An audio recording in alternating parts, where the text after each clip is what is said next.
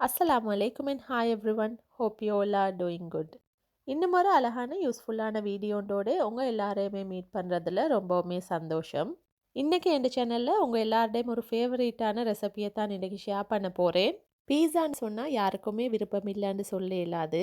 எல்லார்டையும் ஃபேவரட்டான இந்த பீஸாவை சீஸும் இல்லாம அவனும் இல்லாம எப்படி ஈஸியா செய்யலாம்னு தான் இந்த வீடியோல உங்களுக்காக ஷேர் பண்ணிக்கிறேன். ஸோ இந்த ரெசிபி உங்களுக்கு கட்டாயம் யூஸ்ஃபுல்லாக இருக்கும்னு நினைக்கிறேன். இப்போ வாங்க இந்த பீஸாவை எப்படி செய்யலாம்னு பார்க்கலாம்.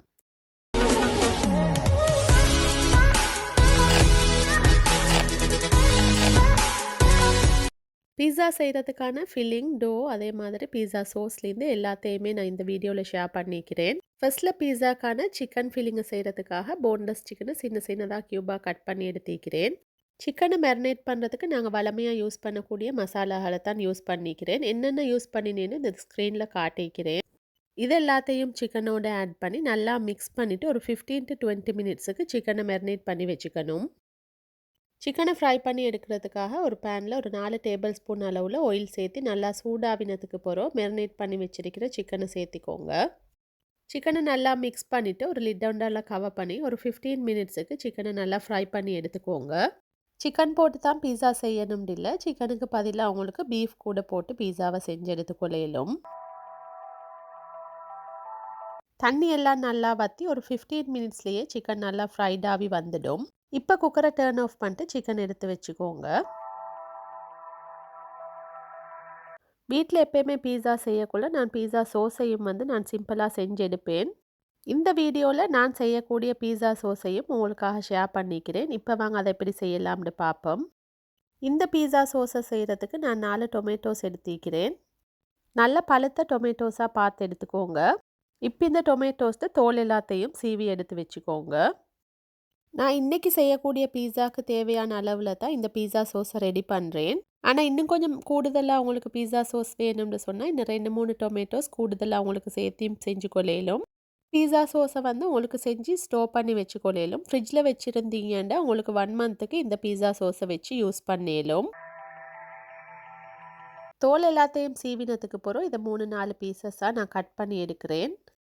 டொமேட்டோஸ் நல்ல பழுத்ததாக இருந்தாலும் கலரில் ஸ்ரீலங்காவோட பார்க்கக்குள்ள எங்களுக்கு இங்கே கொஞ்சம் கலர் குறைவாக தான் இருக்கும். எல்லா டைமும் இப்படின்னு இல்லை, சில நேரங்களில் இப்படி தான் கிடைக்கும். இப்போ இது கூட ஒரு மீடியம் சைஸில் ஒனியன் எடுத்துக்கிறேன். அதே மாதிரி 2 க்ரீன் சில்லியும் எடுத்துக்கிறேன். டொமேட்டோஸ், ஒனியன், க்ரீன் சில்லி எல்லாத்தையும் ஒரு பிளெண்டர் ஜாரில் ஆட் பண்ணிக்கோங்க. இப்போ எல்லாத்தையும் துண்டுகள் இல்லாமல் பிளெண்ட் பண்ணி எடுத்துக்கணும். இந்த மாதிரி எல்லாத்தையும் நல்லா துண்டுகள் இல்லாமல் அரைச்சி எடுத்துக்கிறேன். அரைக்கிற நேரத்தில் தண்ணி எதுவும் சேர்க்காம டொமேட்டோஸ் ஒனியனை மட்டுமே வச்சு அரைச்சி எடுத்துக்கிறேன். இப்போ ஒரு பேனோட சூடு பண்ணி இதில் கொஞ்சமாக ஆயில் சேர்த்திக்கிறேன். ஆயில் சூடாவினத்தோடு ஒரு 1/2 டீஸ்பூன் ஜிஞ்சர் கார்லிக் பேஸ்ட்டை சேர்த்து கொஞ்சம் ஃப்ரை பண்ணிக்கோங்க. ஒரு 2 நிமிஷம் ஜிஞ்சர் கார்லிக் பேஸ்ட் ஃப்ரைட் ஆவினத்தோடு 2 டேபிள் ஸ்பூன் டொமேட்டோ பேஸ்ட்டை இப்போ இதில் சேர்த்திக்கிறேன். டொமேட்டோ பேஸ்ட்டையும் ஆயில் கூட ஒரு 2 நிமிஷத்துக்கு நல்லா மிக்ஸ் பண்ணிட்டதுக்கு போகிறோம். நாங்கள் அரைச்சி வச்சிருக்கிற ஒனியன் டொமேட்டோ பேஸ்ட்டை இப்போ இது கூட சேர்த்துக்கணும். டொமேட்டோ பேஸ்ட்டை ஆயில் கூட சேர்க்கும் போது பார்த்திங்கன்னா ஒரு அழகான ரெட் கலர் கிடைக்கும். இது தான் பீஸா சோஸுக்கான ஒரு பர்ஃபெக்டான கலர். இப்போ இது கூட ஒரு டேபிள் ஸ்பூன் சுகர், கொஞ்சமாக ஒரிகானோ, தந்தூரி மசாலாவும் 1 டீஸ்பூன் சால்ட்டும் சேர்த்து எல்லாத்தையும் நல்லா மிக்ஸ் பண்ணிக்கோங்க. இப்போ இதை தண்ணி வத்துற வரைக்கும் நாங்கள் ஒரு மீடியம் டு லோ ஃப்ளேமில் வச்சு குக் பண்ணி எடுத்துக்கணும். மீடியம் டு லோ ஹீட்டில் வச்சு தண்ணி எல்லாம் வத்துற வரைக்கும் இது ஒரு 10 to 15 மினிட்ஸுக்கு குக் பண்ணி எடுத்துக்கோங்க. இப்போ பார்த்தீங்கன்னா இதில் தண்ணி எல்லாமே ஃபுல்லாகவே வத்திக்குது. அதே மாதிரி நல்ல கலரும் சேஞ்ச் ஆகி திக்கான ஒரு பேஸ்ட் கன்சிஸ்டன்சியில் வந்திருக்குது. இதுதான் பர்ஃபெக்டான பீஸா சோஸ்ட கன்சிஸ்டன்சி. இப்போ இதை நீங்கள் நல்லா ஆறினத்துக்கு போகிற ஒரு பொட்டிலோனில் போட்டு வச்சு உங்களுக்கு ஒரு 1 மந்த்துக்கு ஸ்டோர் பண்ணி வச்சுருந்து யூஸ் பண்ணிடும். அடுத்ததாக பீஸா டோவை ரெடி பண்ணுறதுக்கு 400 கிராம்ஸில் பிளேன் ஃப்ளார் எடுத்துக்கிறேன். இது கூட 1 டீஸ்பூன் சால்ட்டும் 1.5 டீஸ்பூன் ஈஸ்ட்டும் 2 டீஸ்பூன் சுகரும் சேர்த்திக்கிறேன். அது கூடவே 1/4 டீஸ்பூன் அளவில் பேக்கிங் பவுடர் சேர்த்திக்கிறேன். இது எல்லாத்தையும் மாவு கூட சேர்த்து இப்போ நல்லா மிக்ஸ் பண்ணிக்கோங்க. அடுத்ததாக இதில் 3 டேபிள் ஸ்பூன் ஆயில் போட்டிக்கிறேன். இதையும் சேர்த்து மாவு கூட நல்லா மிக்ஸ் பண்ணிக்கணும். இந்த மாவை பிசைஞ்சு போகிறதுக்கு 1 கப் அளவில் வார்மான மில்கை சேர்த்து தான் நான் மாவை பிசைய போகிறேன். மில்க்குக்கு பதிலாக வந்து உங்களுக்கு இதில் வார்ம் வாட்டர் கூட சேர்த்து பிசைஞ்சு கொள்ளையிலும். இல்லாட்டி 1/2 கப் மில்க்கும் 1/2 கப் வாட்டர் கூட சேர்த்து உங்களுக்கு மாவை பிசைஞ்சு கொள்ளையிலும். கொஞ்சம் கொஞ்சமாக சேர்த்து மாவை நல்லா சாஃப்டாக வர வரைக்கும் பிசைஞ்சு எடுத்துக்கோங்க. இந்த மாவை வந்து ஒரு 6-7 நிமிஷத்துக்கு நல்லா சாஃப்டாக வர வரைக்கும் பிசைஞ்சு எடுத்துக்கணும். அப்போ தான் மாவும் வந்து நல்லா பொங்கி வரும். அதே மாதிரி பீஸாவும் வந்து நல்லா சாஃப்டாகவே இருக்கும். ஸோ முடிஞ்ச வரைக்கும் ஒரு 6-7 நிமிஷத்துக்கு நல்லா சாஃப்டாக வர வரைக்கும் பிசைஞ்சு வச்சுக்கோங்க. போலில் வந்து கீழேக்கு கொஞ்சம் நல்லா ஆயில் தடவிட்டுட்டு அதே மாதிரி டோக்கு மேலாலையும் கொஞ்சம் ஆயில் தடவிக்கோங்க. இப்போ இதை ஒரு க்ளோத் ஒண்டால இல்லாட்டி லிட் ஒண்டால கவர் பண்ணி வார்மான பிளேஸில் வச்சு ஒரு 1 to 2 ஹவர்ஸ்க்கு நல்லா டபுள் சைஸில் வர வரைக்கும் இதை பொங்க வச்சு எடுத்துக்கணும். சூடான கிளைமேட்டாக இருந்தால் ஒரு 1 ஹவர்லேயே நல்லா டபுள் சைஸில் பொங்கி வந்துடும். இல்லாட்டி ஒரு 1 to 1.5 ஹவர்ஸில் நல்லா பொங்கி வந்துடும். அடுத்ததாக நான் ஏர்லியாக சொல்லியிருந்த மாதிரி இந்த பீஸாவுக்கு வந்து நாங்கள் இன்றைக்கி சீஸ் இல்லாமல் தான் பீஸாவே செய்ய போகிறோம். சீஸுக்கு பதிலாக வந்து இன்றைக்கி ஒரு ஒயிட் சோஸ் செஞ்சு தான் இந்த பீஸாவை செய்ய போகிறோம். அதுக்காக ஒரு பேனில் 3 டேபிள் ஸ்பூன் பட்டர் எடுத்து நல்லா மெல்ட் பண்ணிக்கணும். பட்டர் நல்லா மெல்ட் ஆகினதுக்கு பிறகு 1.5 டேபிள் ஸ்பூன் பிளேன் ஃப்ளார் சேர்த்திக்கோங்க. ஃப்ளேமை மீடியம் டு லோ ஹீட்டில் வச்சுக்கோங்க. ஒரு விஸ்கொண்டால் நல்லா இந்த மாதிரி மிக்ஸ் பண்ணிவிட்டு ஒரு 3-4 நிமிஷத்துக்கு மாவை வந்து குக் பண்ணி எடுத்துக்கணும். மாவு கட்டியாக விடாமல் கொஞ்சம் கண்டினியூவாக நீங்கள் மிக்ஸ் பண்ணிகிட்டே தான் இருக்கணும். அடுத்ததாக இதில் ஃப்ரெஷ் மில்கை கொஞ்சம் கொஞ்சமாக சேர்த்து இந்த மாவையும் மில்கையும் நல்லா மிக்ஸ் பண்ணிக்கணும்.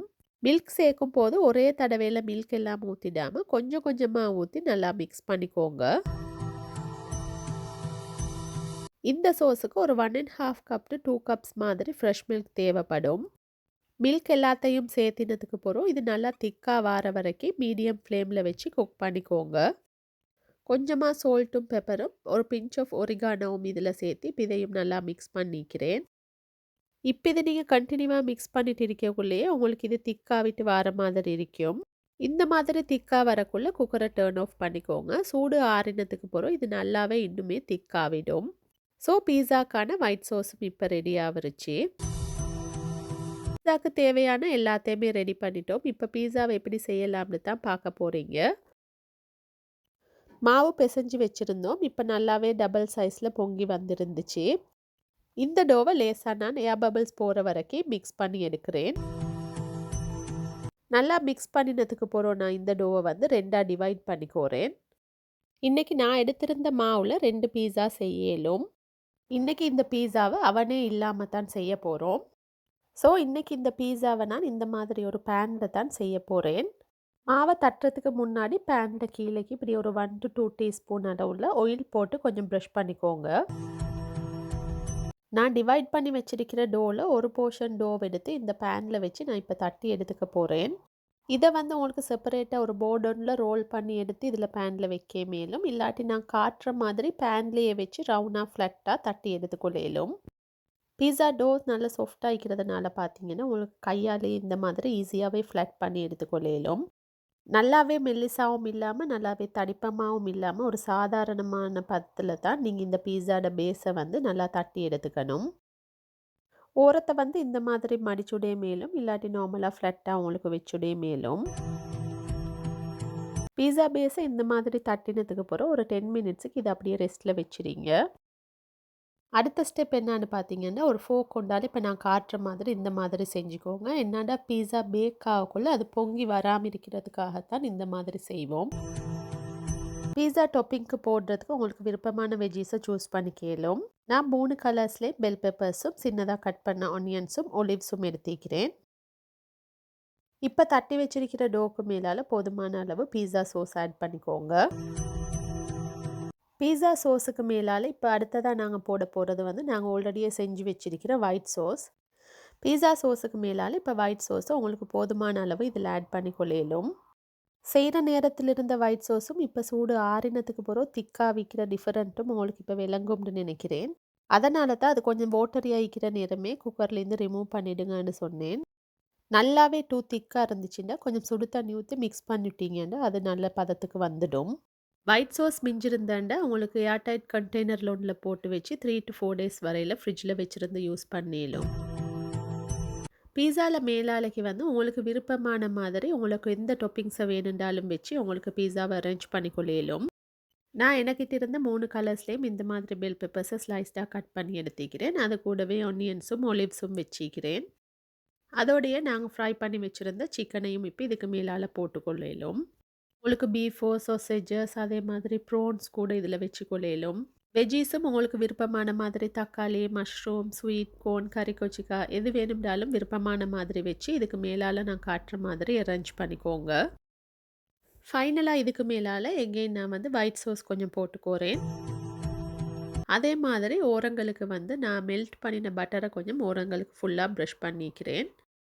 பட்டரோ ஆயிலோ எது வேணுண்டாலும் வச்சு இந்த மாதிரி ஓரங்களுக்கு ப்ரஷ் பண்ணிக்கொள்ளையிலும். ஏர்லியாக மென்ஷன் பண்ண மறந்துட்டேன். நான் எடுத்திருக்கிற பேண்ட் சைஸ் பார்த்தீங்கன்னா 11 இன்ச் அளவில் தான் இருக்குது. ஸோ ஃபைனலாக இந்த மாதிரி பீஸாவை ஃபுல்லாகவே செஞ்சாச்சு. இன்றைக்கி பீஸாவை அவன் இல்லாமல் தான் பேக் பண்ண போகிறேன்னு சொன்னேன். ஸோ ஸ்டவ்வில் வச்சு குக்கர் ஆன் பண்ணிக்கோங்க. லிட்டால் கவர் பண்ணி மீடியம் டு லோ ஃப்ளேமில் வச்சு 20 to 25 மினிட்ஸுக்கு இதை குக் பண்ணி எடுத்துக்கோங்க. பீஸாவை நீங்கள் அவனில் பேக் பண்ணுறதா இருந்தாண்டா ப்ரீஹீட் பண்ணின அவனில் 15 to 20 மினிட்ஸுக்கு இதை பேக் பண்ணி எடுத்துக்கோங்க. பீஸாவை பேக் பண்ணுற நேரத்தில் லிட்டில் உள்ள ஹோலை வந்து ஒரு டிஷ்யூ உண்டால் இல்லாட்டி பேப்பர் உண்டால் கவர் பண்ணிவிடுங்க. நான் அதை செய்ய மறந்துட்டேன். ஸோ எனக்கு பீஸா குக் ஆகுறதுக்கு டைம் வந்து 30 மினிட்ஸ் எடுத்துச்சு. பீஸா ஃபுல்லாகவே பேக் ஆகினதுக்கு பிறகு பேன்லேருந்து இதை எடுத்துடுங்க. ஸோ அவ்வளவு தான். இப்போ பீஸாவை சுட சுட கட் பண்ணி உங்களுக்கு சர்வ் பண்ணலாம். இனிமேல் பீஸா செய்கிறதுக்கு சீஸ் இல்லை அவன் இல்லைன்னு வொரி பண்ண தேவையில்ல. பீஸா சாப்பிடணும்னு நினைக்கிற நேரமும் பிள்ளைங்க பீஸா வேணும்னு கேட்குற நேரத்துலேயும் உங்களுக்கு இனிமேல் செலவே இல்லாமல் இந்த பீஸாவை செய்யலாம். சீஸ் வாங்குறதுக்கு இனி உங்களுக்கு செலவழிக்கவே தேவையில்லை. வீட்டில் இருக்கக்கூடிய பொருட்களை வச்சே உங்களுக்கு பீஸாவை பர்ஃபெக்டாக செஞ்சிடலாம். அவனுமே இல்லாமல் ஒரு 20 மினிட்ஸ்லேயே பீஸாவை பேக் பண்ணிடலாம்.